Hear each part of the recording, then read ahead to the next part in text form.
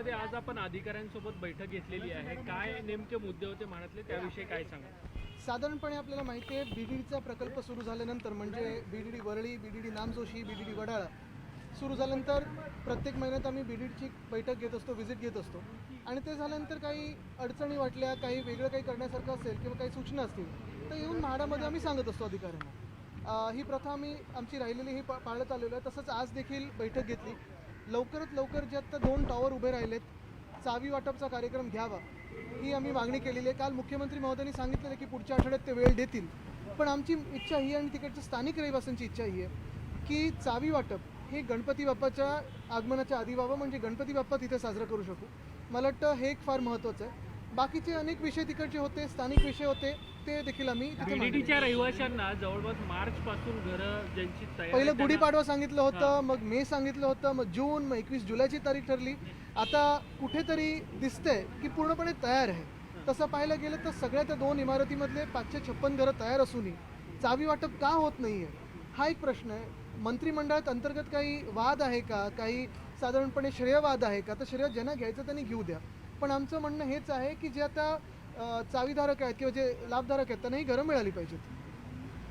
आदित्यजी, दुसरा एक मुद्दा होता की सध्या 2-3 विषय जे गाजतात आहे ते म्हणजे वंताराचा विषय आहे, कोल्हापूरमधल्या हत्तींच्या. आज देखील मंत्रालयामध्ये एक महत्त्वाची बैठक झालेली आहे. या सगळ्या विषयाकडे आपण कसं बघता, काय भूमिका असेल? बघा, एक हे महत्त्वाचं आहे की ती हत्तीन महाराष्ट्रात असायला पाहिजे का, तर दुमत नाही असायलाच पाहिजे. दुसरी गोष्ट ही आहे की हा निर्णय कुठून झालेला आहे, तर कोर्टातून झालेला आहे. आता मुख्य गोष्ट हीच राहते की साधारणपणे वंताराला का पाठवलं आहे, तर तिची काही औषधं असतील किंवा काही असेल, मला वाटतं काही फ्रॅक्चर झालं, हे सगळं मेडिकल रिपोर्ट आला असेल. पण मुख्य गोष्ट हीच राहते की सरकार काय भूमिका घेत आहे. सरकार अपीलमध्ये जाणार आहे का, सरकार काही पुढे तांत्रिक पावलं किंवा जी काही लिगल पावलं टाकायला लागतात ती टाकणार आहे का, की नुसतं चर्चेवर राहणार आहे, हा एक विषय राहतो. ह्याच्यात वंताराचा विषय कुठे येतो, तर कोर्टाने सांगितलं त्यांना तिथे जाण्यासाठी, कोणी दुसरीकडे जावं. आमचं मत हेच आहे की हत्तीणीची जी कोणी काळजी घेतील, मग कुठची संस्था असेल, वंतारा असेल किंवा कुठची संस्था असेल, त्यांनी नीट काळजी घ्यावी. आणि दुसरी गोष्ट हीच आहे की लोकांची भावना लक्षात घेऊन सरकार काय पाऊल टाकतं पुढे, लिगली ते अपील करतायत का, हे आहे. माझी जी काही चर्चा झाली आहे वंताऱ्यांच्या अधिकारी देखील बरोबर, ते एवढंच सांगतात की आम्ही कोर्टाचं पालन करतोय. पुढे जर कोर्टाकडून आदेश आला की ह्यांना परत पाठवता, आम्ही ते करू. कबूतरखान्यांचा एकीकडे पाहायला गेलं तर चित्रावाघ्या विधान परिषदेत कबूतरखाना 8वा विषय मांडतात, तर दुसरीकडे मंत्री मंगलप्रभात लोढा देखील आता हाच परत विषय येतो. म्हणजे कबूतरखान्याचा पण हाच विषय आहे की हा देखील कोर्टाचाच निर्णय आहे. आता पुन्हा एकदा सांगतो की स्थानिक पातळीवर लोकांची भावना तुम्हाला माहिती आहे का आहे, स्थानिक जे कोणी रहिवासी असतील, पण ती रहिवाशांची भावना लक्षात घेऊन सरकार काय पुढे करणार आहे ह्याच्यावर देखील लक्ष असणारच आहे. कारण सरकार परत, मी जे वंतारासाठी सांगितलं किंवा हत्तींसाठी सांगितलं, तिथे पण तेच सांगतोय की पुढे अपीलमध्ये जाणार आहे की चर्चा स्तरावर ठेवणार आहे.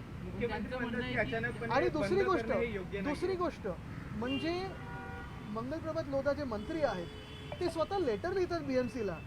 ह्याच्याहूनही धक्कादायक गोष्ट अजूनही मी कारभारात पाहिली नाही आहे. ते पालकमंत्री आहेत, ते आदेश देऊ शकतात, तरी ते लेटर लिहितात.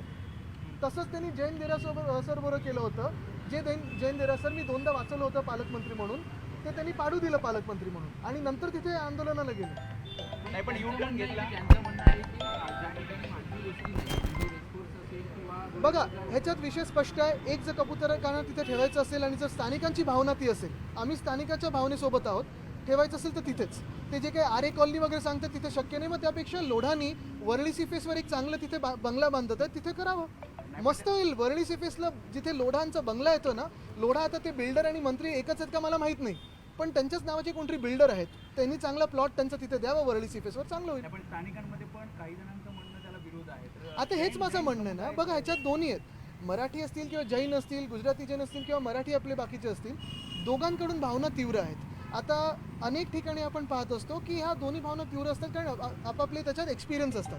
कोणाला श्वासाचा त्रास होतो, कोणी घसरून पडलं असतं, ते जे काही दाणे टाकले असतात, खाणं टाकले असतात त्याच्यावरनं, तर त्यांची भावना एकत्र सगळ्यांना घेऊन बसून मला वाटतं पुढे चर्चा होऊ शकते. पण पालकमंत्री ट्विटरवर पत्र लिहितात, ह्याच्यापेक्षा हास्यास्पद गोष्ट मी पाहिली नाहीये. त्यापेक्षा त्यांनी प्लॉट द्यावा.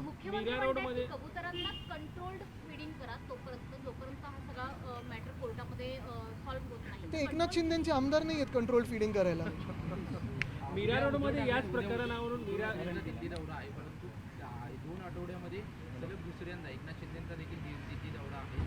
कसं पाहता येतं? त्यांच्या दिल्ली दौऱ्यासोबत गावाला किती वेळा गेलेत हे देखील पहा. पण 15 दिवसांतून चंद्र वेगळं वेगळं बदलतच असतो. इंडिया आघाडीची बैठक होणार आहे काय नेमकी रणनीती असं कारण आता सांगितलं तर उपराष्ट्रपती पदाची निवड आहे. बघा, इंडिया आघाडीची बैठक तर आहेच, त्याचसोबत आमच्या खासदारांची देखील बैठक आहे. अनेक मित्रपक्ष भेटतील. आम्ही देखील प्रयत्न करतो काही मंत्री भेटतात का स्थानिक विषय मांडण्यासाठी, म्हणजे मी.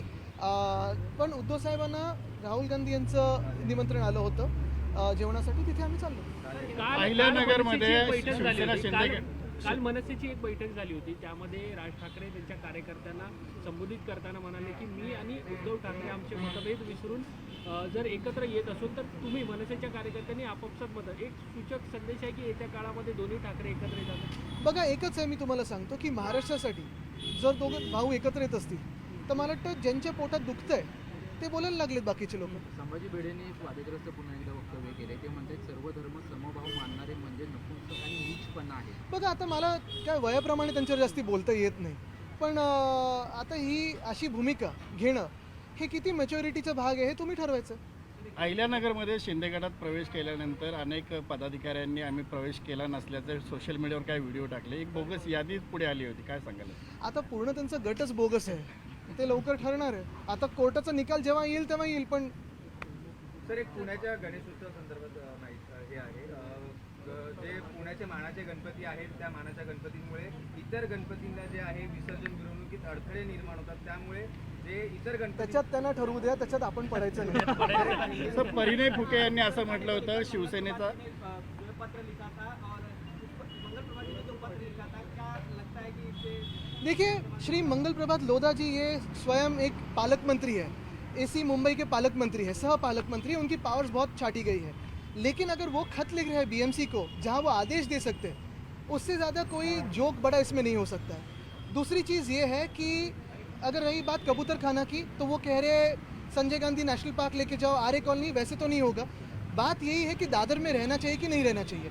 जो भी स्थानिक रहवासी है उनकी जो भावना है उसका आदर होना चाहिए.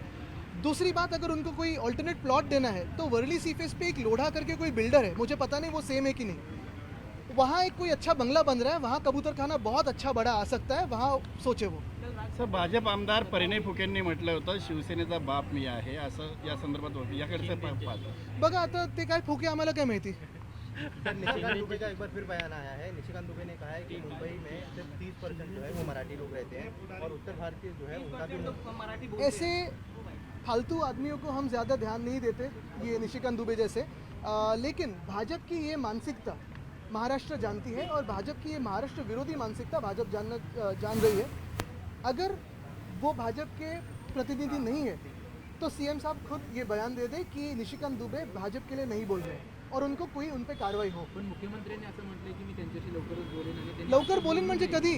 असं बोलू नये असं समजले. हाँ, सर, एकनाथ शिंदे दिल्ली के दौरे पर इंडिया आघाड़ी की भी बैठक होने वाली है. कोई उनका लेना देना नहीं, उतना इतना महत्व नहीं देना चाहिए. वो बहुत बार जाते हैं अपने अस्तित्व के लिए.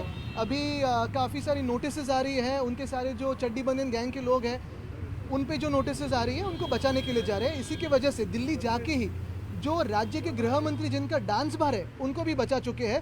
तो ऐसा कारोबार करने के लिए वो दिल्ली जाते हैं. नारायण राणे माध्यमांशी बोलताना म्हणाले होते नोटिस दी गई है. 17,000 करोड़ का जो मामला है उसको लेकर अनिल अंबानी आज दिल्ली में गए हैं. दिल्ली के ईडी अधिकारियों के सामने जाएंगे. कैसे देखते हैं लगातार उद्योग नहीं, मुझे पता नहीं, ये तो आप ही के इसमें. राहुल गांधी जी को सुप्रीम कोर्ट की तरफ से फटकार लगी है. 2000 वर्ग मीटर जो चाइना का है, मुझे लगता है वो गलत है, क्योंकि बहुत सारे लोगों ने, वहाँ के लोकल लोगों ने भी कहा है कि चाइना वहाँ तो घुस चुकी है. सिर्फ अभी केंद्र सरकार चाइना के प्रति कुछ बोल नहीं सकती तो ऐसे उसका मतलब नहीं लेना चाहिए कि हम हिंदुस्तानी भी चाइना के प्रति कुछ बोल नहीं सकते. हम तो हिम्मत रखते हैं, केंद्र सरकार हिम्मत नहीं रखती, हम हिम्मत रखते हैं.